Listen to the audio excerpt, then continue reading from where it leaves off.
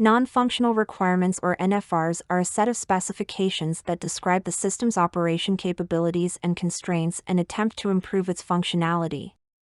These are the requirements that outline how well it will operate, including things like speed, security, reliability, data integrity, etc.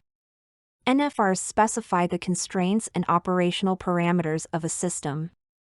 However, NFRs are typically harder to quantify, gauge, assess, and monitor. As a result, teams could decide to employ purely functional requirements or to continuously check the accuracy of their non-functional needs. NFRs serve as a project, process, or systems measure of success, therefore any team that fails to define them clearly will find it difficult to accomplish its goals. Nevertheless, these are significant background elements that enrich the user story as a whole. They may even assist in sustaining compliance, in our experience. For example, an NFR for a car can specify that the headlights have to be at least 10,000 lumens bright. This criterion has nothing to do with how the headlights work, that is, turning on and off. However, it does characterize the brightness level of their performance. Software systems need non-functional requirements to be successful. Unwanted outcomes include disgruntled clients, developers, and users, as well as schedule and financial overruns to fix software that was created without taking non-functional requirements into consideration. These can arise if they are not appropriately addressed. A requirement is a service, function, or feature that a business or customer needs which is specified to clarify and communicate the required capability. It is important to understand the type of requirement being specified. In this video, we shall take a look at some types of requirement that exist. Types of requirements. 1. Business requirements. Describe the higher-level needs of the organization as a whole, such as business issues or opportunities, and reasons why a project has been undertaken. 2. Stakeholder requirements. Stakeholder requirements are the expectations and needs of the people who are involved in or affected by a system development project. 3. Solution requirements describe the features, functions, and characteristics of a product, service, or result that will meet the business and stakeholder requirements. Solution requirements are further grouped into functional and non-functional requirements. 4. Functional requirements. Functional requirements are product features that developers must implement to enable the users to achieve their goals. They define the basic system behavior under specific conditions. 5. Non-functional requirements describe the environmental conditions or qualities required for the product to be effective. Attributes that make the product affordable, easy to use, and accessible, for example, come from non-functional requirements. 6. Transition requirements describe temporary capabilities, such as data conversion and training requirements, and operational changes needed to transition from the current state to the future state. There are quite a few types of non-functional requirements that can make it to your checklist too. Different software systems may be expected to cater to different quality attributes based on their nature, type, and size. Some common non-functional requirements categories with their descriptions are specified as under the following headings. 1. Speed. Speed determines how fast an application responds to commands. For example, if you type a word into a search engine, the speed of the engine determines how quickly you receive search results. For example, a user might take pictures with a photo application while listening to music with an audio application. You can test the speed of a device by running multiple programs simultaneously and measuring how quickly they yield results. 2. Security. To protect sensitive data, you may consider developing non-functional security features. For example, professionals at healthcare facilities use secure databases to store patients' medical records. The security of their databases may include firewalls to prevent unauthorized access. For example, a security system typically grants access to accounts when users enter the correct username and password. Also, an application may not grant access until the user creates a strong password. 3. Portability. Portability means how effectively a system performs in one environment compared to another. For example, a user might purchase a new cell phone model and download a mobile application they had on their last device. If the application runs as efficiently on the new phone as it did on the old phone, then it's highly portable. As a developer, you can design your applications to function properly on multiple devices to improve portability. 4. Compatibility.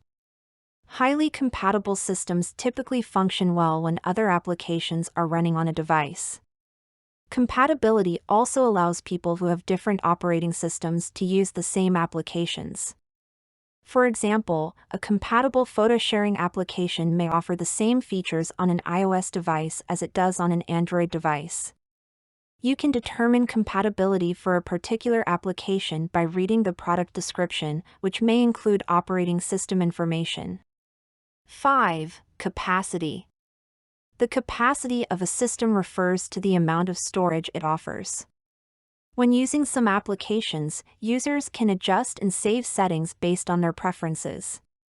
For example, if you set your cell phone to vibrate when receiving incoming calls, the device typically records the change in settings.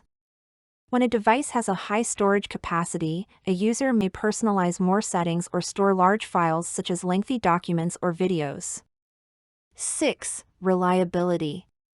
You can check the percentage of the probability of failure, or failure rate, to determine the reliability of a system. If the percentage is higher, the system is likely to function normally after substantial use.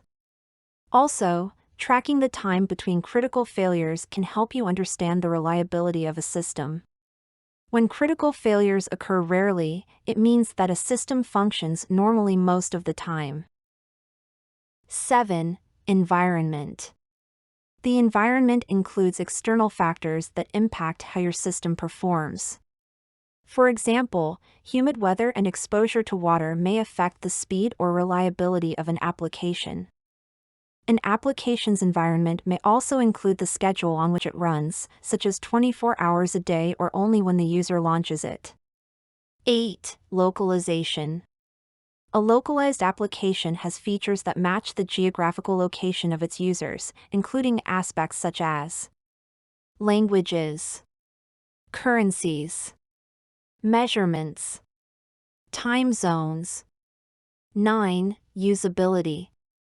Quality of performance is a part of usability requirement. When a device performs well, it means that the features of a system are functioning well based on what a developer predicted.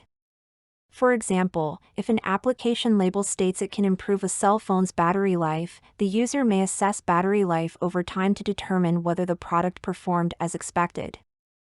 Non-functional requirements are crucial since they have the power to make or destroy a software system or product. Even in cases where a system satisfies all functional requirements but falls short of producing the necessary quality results, users won't think twice to reject it outright. The prospects and constraints of non-functional requirements are explained in detail in this video. Advantages of non-functional requirement.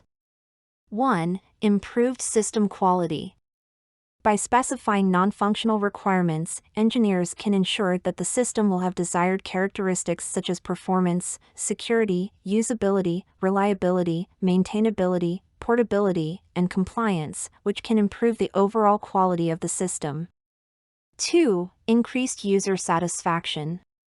By ensuring that the system has good usability and meets the user's performance and security expectations, engineers can increase user satisfaction with the system. 3. Alignment with business goals. By aligning non-functional requirements with the business goals, engineers can ensure that the system supports the overall objectives of the organization and meets the expectations of the stakeholders. 4. Reduced rework. By identifying and addressing non-functional requirements early on in the development process, engineers can reduce the likelihood of costly rework later on. 5. Improved compliance. By specifying non-functional requirements related to compliance, engineers can ensure that the system adheres to relevant laws, regulations, industry standards, or company policies. 6. Better system maintenance. By specifying non-functional requirements related to maintainability, engineers can ensure that the system is easy to maintain, test, and debug, which can save time and cost in the long run. Disadvantages of non-functional requirement. The non-functional requirement may affect the various high-level software subsystems. 1. Difficulty in identifying requirements. It can be difficult to identify all the non-functional requirements, especially when dealing with complex systems or new technologies. 2. Difficulty in predicting future requirements. It can be difficult to predict future non-functional requirements, which can result in the software becoming outdated or needing to be redesigned.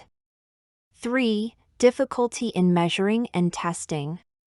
Non-functional requirements can be difficult to measure and test, which can make it challenging to ensure that they have been met. 4. Time-consuming. Gathering and specifying non-functional requirements can be time-consuming, which can slow down the development process. 5. Expensive. Identifying, specifying, and implementing non-functional requirements can be costly, especially when involving multiple stakeholders. 6. Risk of changing requirements. Non-functional requirements may change over time, which can lead to confusion and require additional work to keep the project aligned with the updated requirements. If you have enjoyed this video, don't forget to visit our online educational platform at www.eduslides.com by registering for free courses. Guess what? You can as well earn a certificate of completion after completing your course, and you don't have to pay to register. Why not subscribe to our YouTube channel to get more videos by clicking the subscribe button below?